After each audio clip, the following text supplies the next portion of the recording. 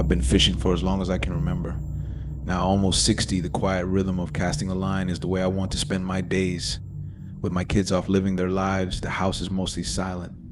A stark contrast to the days when we throw the pigskin around in the backyard.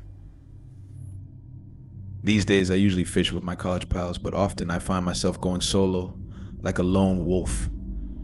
This was one of those times. I haven't left upstate New York in over 15 years. I mean, why would I? We've got some of the best fishing lakes in the country. It was mid-April, early in the season, just after the ice had melted.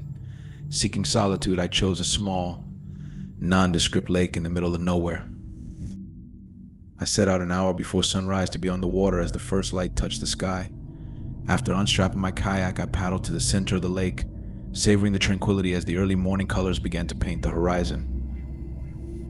It felt like home, and I wouldn't trade it for anything. As the sun began to rise, I geared up, positioning myself at the edge of the wheat beds. I was ready. But then I noticed something strange across the lake movement that piqued my curiosity.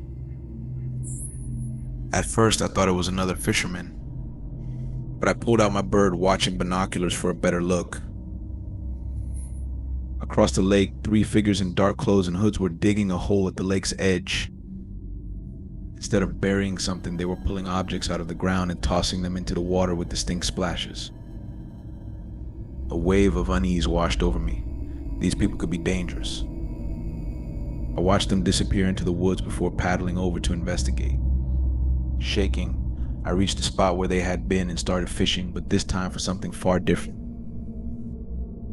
After an hour of fruitless searching, I remembered my depth checker back in the car. Determined, I rowed to shore, retrieved it, and returned to the spot. Sweating intense, I poked around until I felt something hard and metallic. I marked the spot and switched to the largest hook I had, letting the line out slowly. Years of fishing had prepared me for this moment. Feeling the slight resistance, I gently maneuvered the line until it caught. Slowly reeling in, I pulled up something that made my blood run cold, a black 9mm handgun. Panic set in.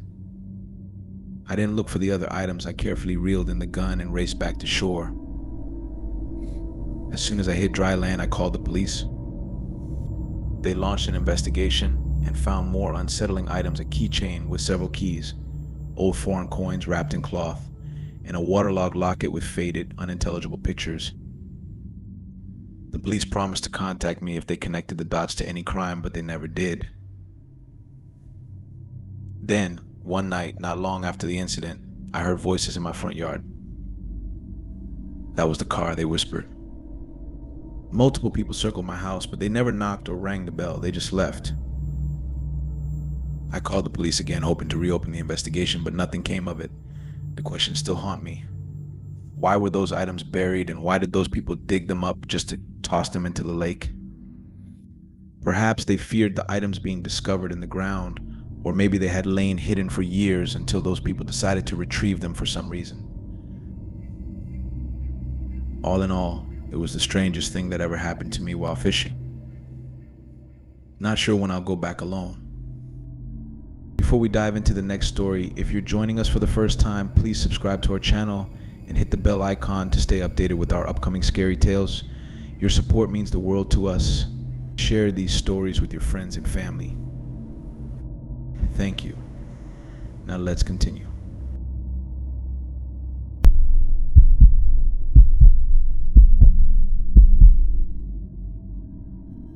Throughout my life, I've cycled through countless hobbies, each one capturing my interest for about a year before I moved on to something new. During the summer of 2022, fishing was my obsession. Our family has a shore house about an hour away, nestled by a serene lagoon with a small Boston whaler docked at the ready. My friends and I frequently made the trip, enjoying both the fishing and the tranquility. By October, the fishing craze was still strong.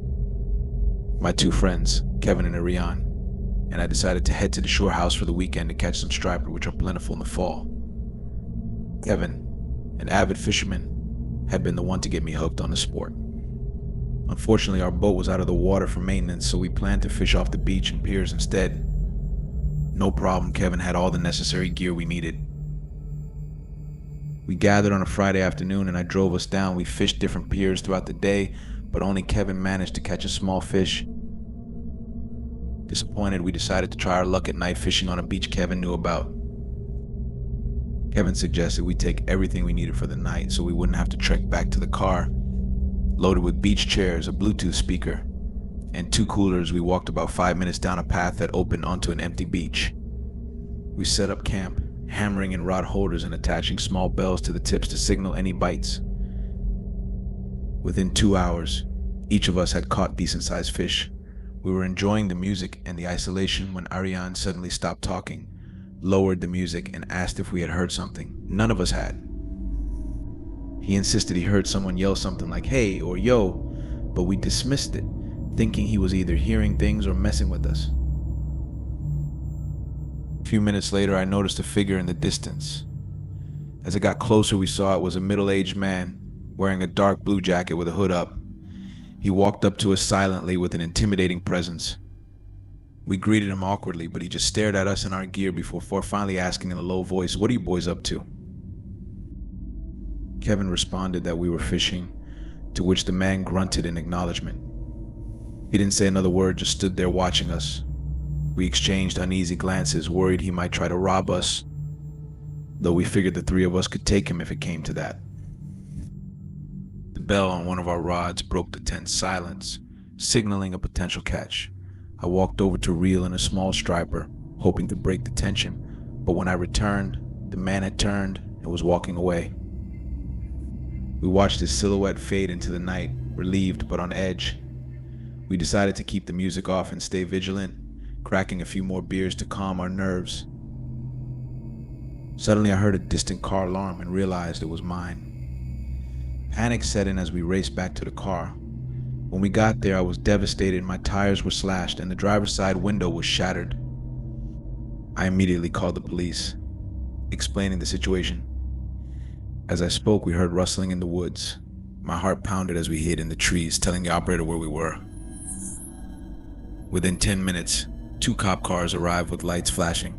We ran back to the car, where 3 officers were searching the area. Several items were stolen, including my wallet, cash, and Kevin's fishing gear. They found a large knife nearby, which they collected as evidence. I recounted the whole story, adrenaline still pumping.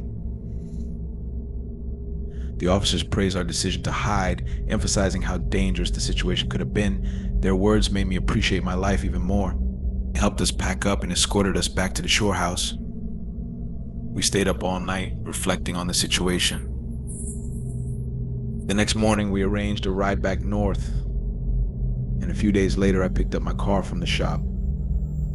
To this day, that terrifying night remains the most frightening experience I've ever had.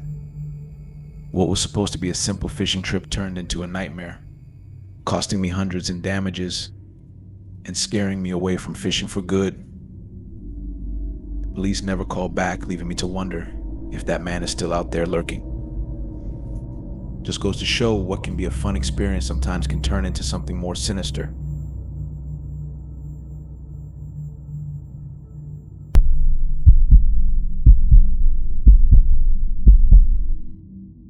I always loved the quiet solitude of fishing trips. Just me, my rod, and the gentle lap of water against the boat, but nothing could have prepared me for the terror that awaited me on my last trip.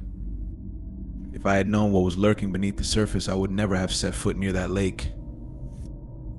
It was a cool autumn morning when I decided to visit Lake Haven, a secluded spot that few people knew about.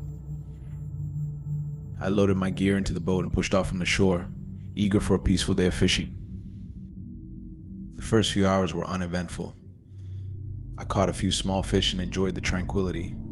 The sun had barely broken through the clouds when I felt a strong tug on my line.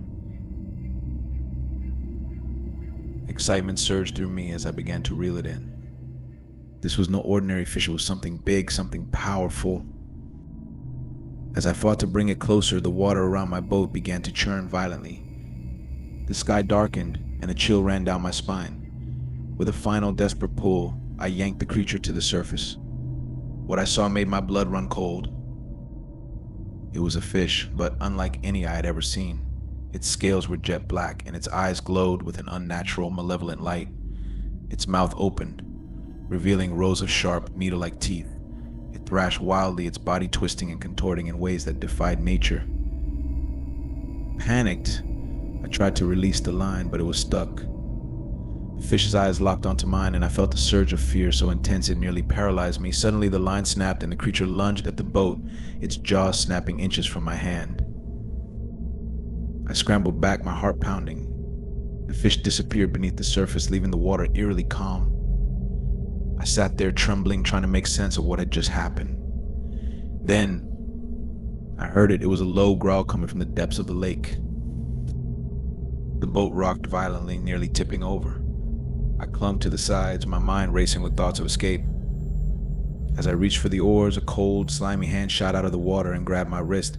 I screamed, pulling back with all my strength, but the grip was impossibly strong. A second hand emerged, then a head, followed by a grotesque body. It was humanoid, but its skin was a sickly green, covered in scales and slime. Its eyes were the same glowing orbs as the fish, filled with malice and hunger.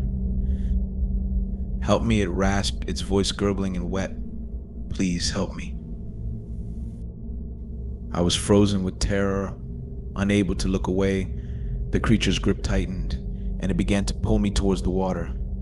Desperate, I kicked out, striking it in the chest. It let out a shriek and released me, disappearing back into the lake with a splash. I didn't wait to see if it would return. I grabbed the oars and rowed frantically towards the shore, my muscles burning with effort. Finally, I reached the shore and stumbled out of the boat, collapsing onto the sand, my heart still racing. I glanced back at the lake, half expecting to see the creature emerging from the water. But the lake was calm, the surface reflecting the overcast sky. It was as if nothing had happened, as if the horrors I had witnessed were just a nightmare. But the marks on my wrist and the lingering terror in my heart told me otherwise.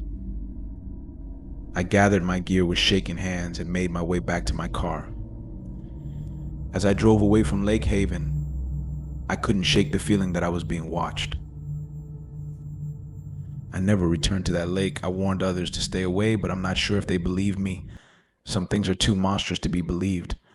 But I know what I saw, and I know that the darkness beneath the water is real. And it's waiting.